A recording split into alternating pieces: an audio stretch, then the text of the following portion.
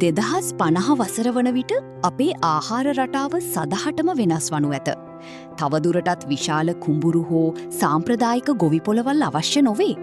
අධිතාක්ෂණික ආහාර යුගයට සාදරයෙන් පිළිගනිමු.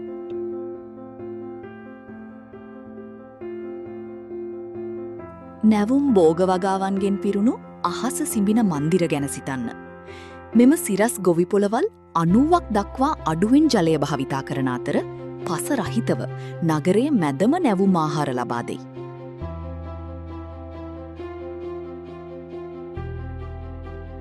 සතුන් නොමැතිව මස්?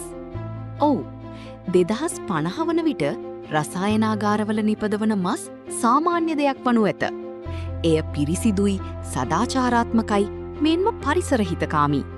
සතුන්ගෙන් නොව සෛල මගින් නිපදවන සැබෑ මස්.